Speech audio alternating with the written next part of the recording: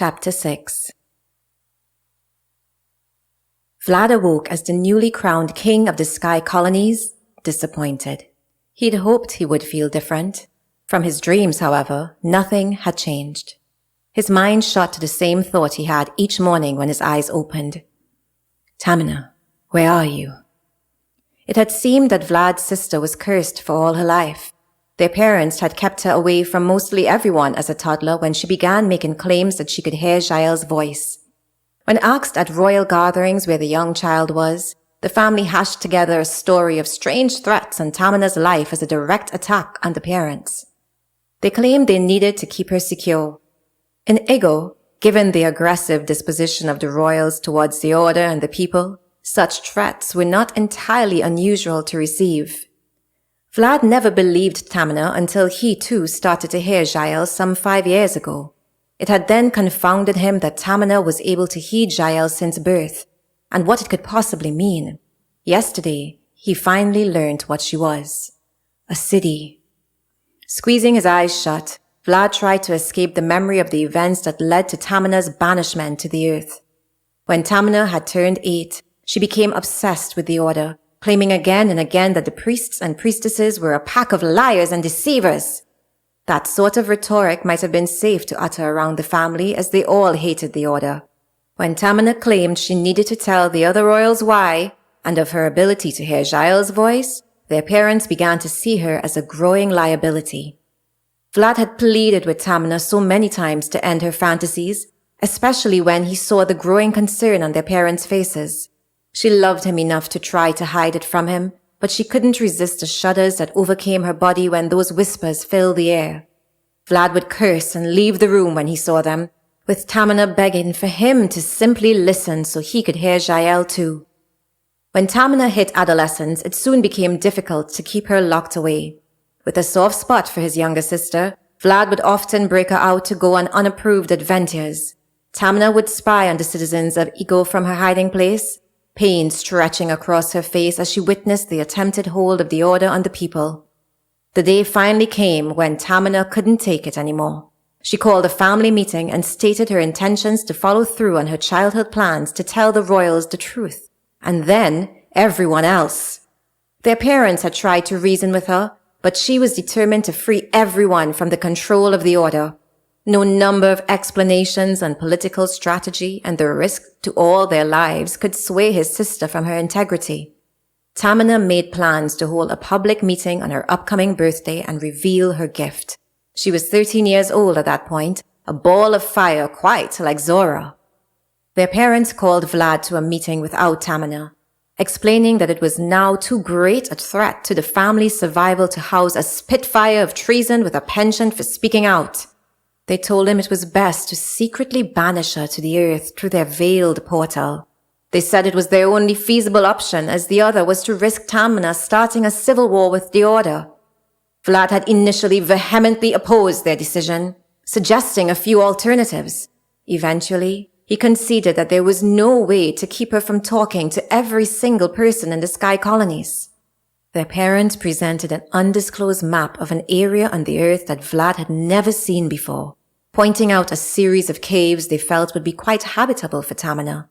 They claimed they'd already set up many royal comforts and supplies in the cave that would last her many years. Together, they carried Tamina down to the earth for her 14th birthday under the guise of her first exploratory mission.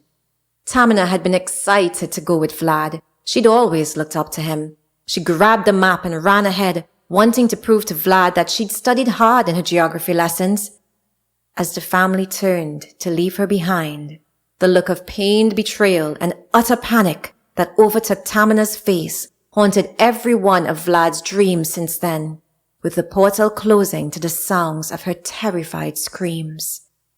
The family sold a story to the other royals. They claimed that an attempt had been made on Tamina's life, and she had gone into hiding until they could be sure she was safe again. Still, Vlad's guilt weighed heavily on his spirit. He decided to make plans to covertly carry fresh produce through the veiled portal every fortnight to show Tamina he still loved her dearly.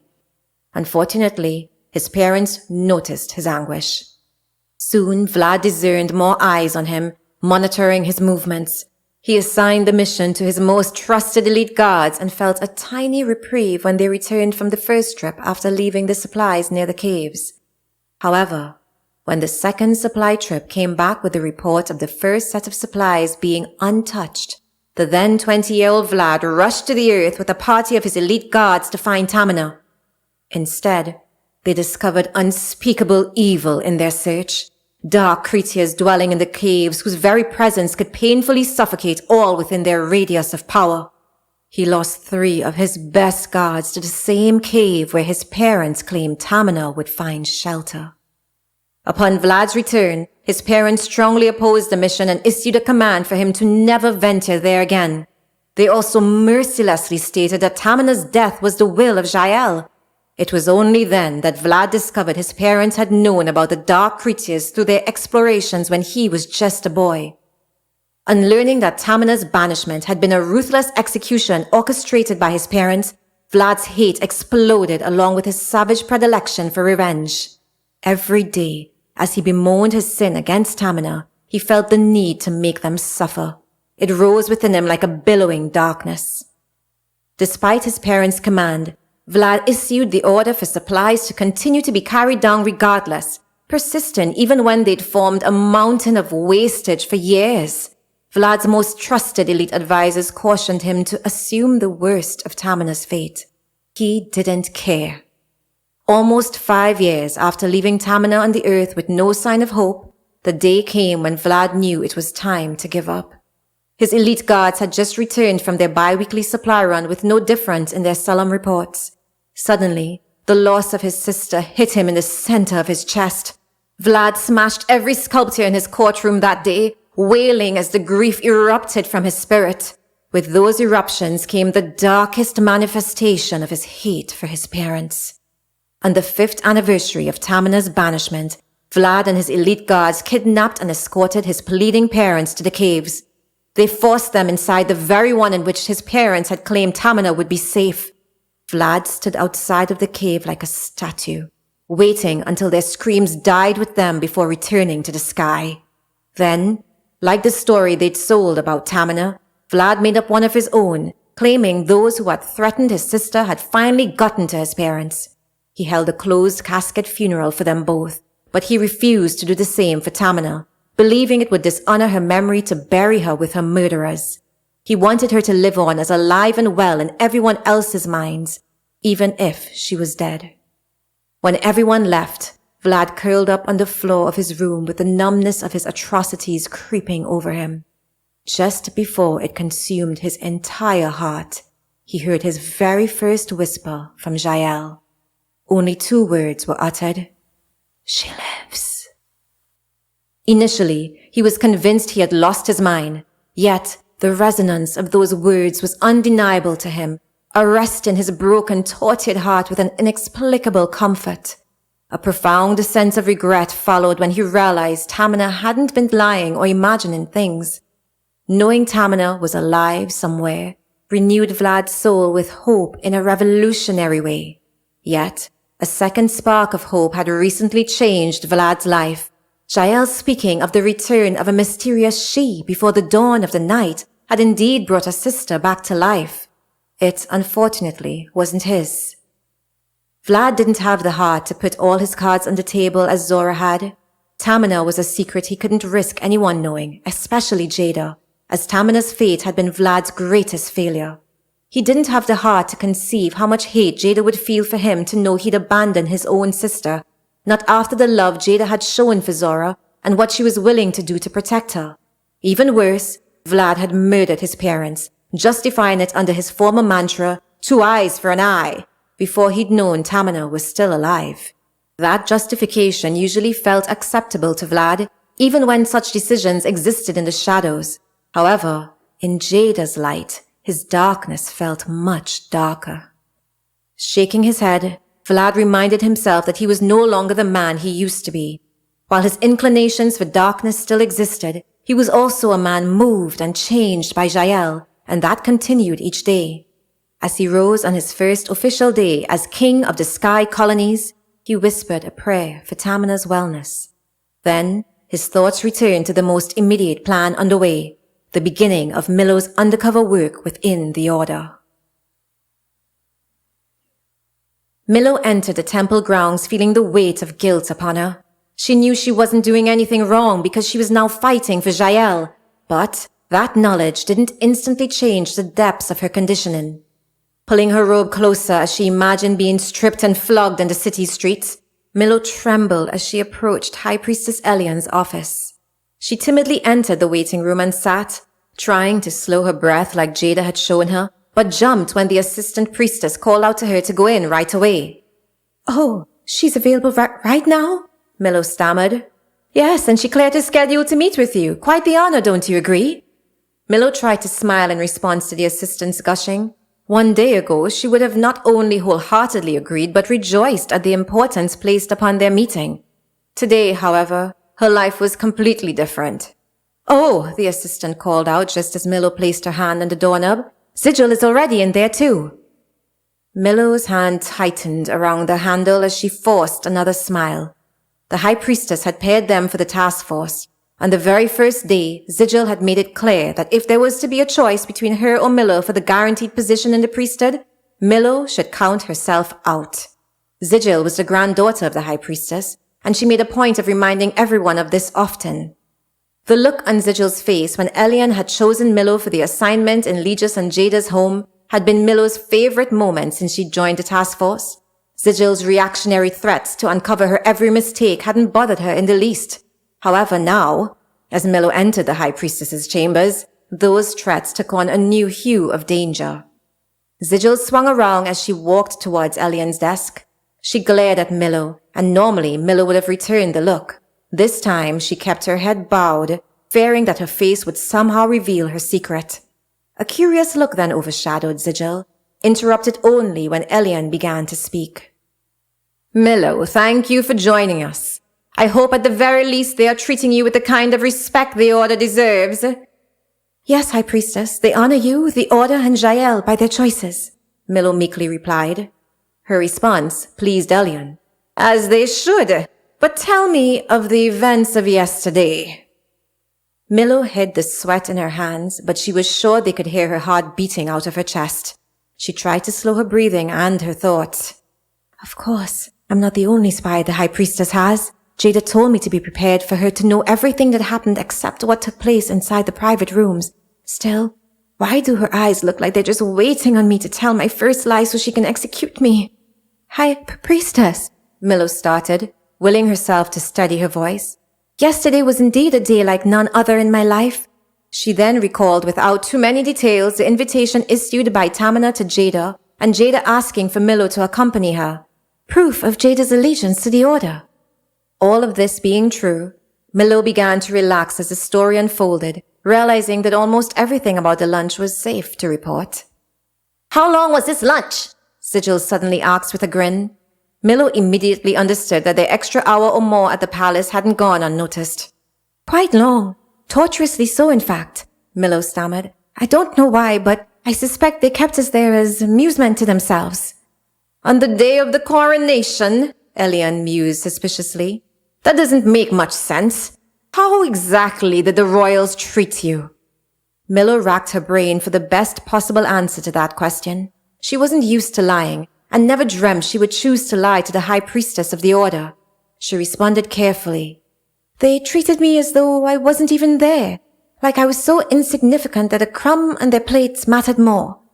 Thankfully, not all that Milo said was untrue. It was exactly how she'd felt when she first arrived.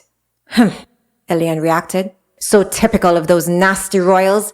It makes me wonder whether they heard I placed you with the commander and his wife and sought to ensure that this would be the experience reported back to me.